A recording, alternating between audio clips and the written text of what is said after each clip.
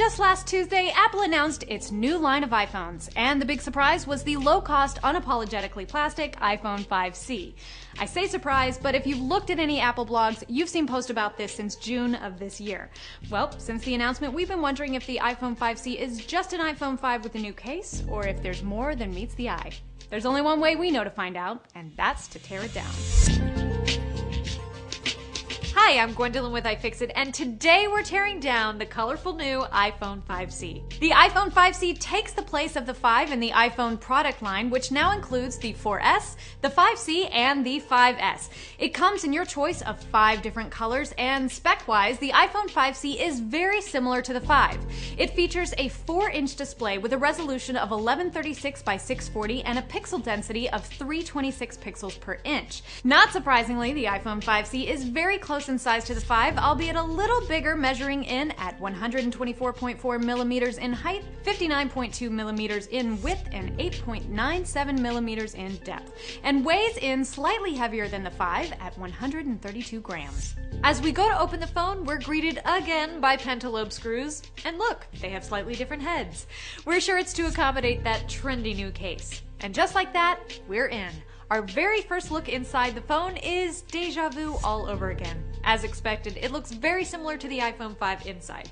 Since we've seen it all before, we move on to the battery. After a little help from our eye opener, we're able to release the battery and find that it's a nice upgrade from the 5. The 5C has been bumped up to a 1,510 milliamp hour battery, which will give you up to 8 hours on 3G and 10 hours on LTE and Wi-Fi.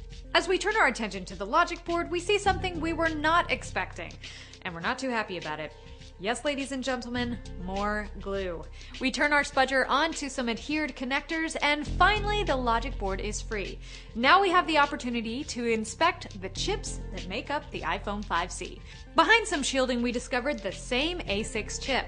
The A6 was the first custom-designed processor for the iPhone by Apple, and it looks like they liked it enough to keep it around for a bit. All in all, the internals of the iPhone 5C match the 5 pretty closely, with the exception of the new LTE chip. The chip allows for multi-spectrum, multi-mode LTE support.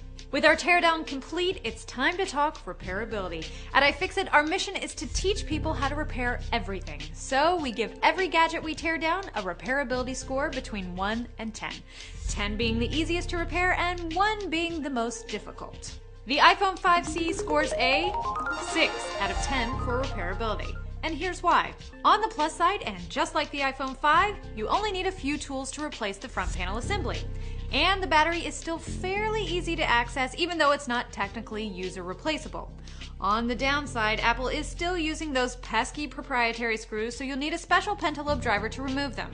In addition, the Lightning connector has lots of small components soldered onto it, making replacing just one part impossible.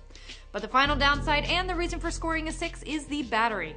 There's no pull tab this time, and there's a considerable amount of adhesive.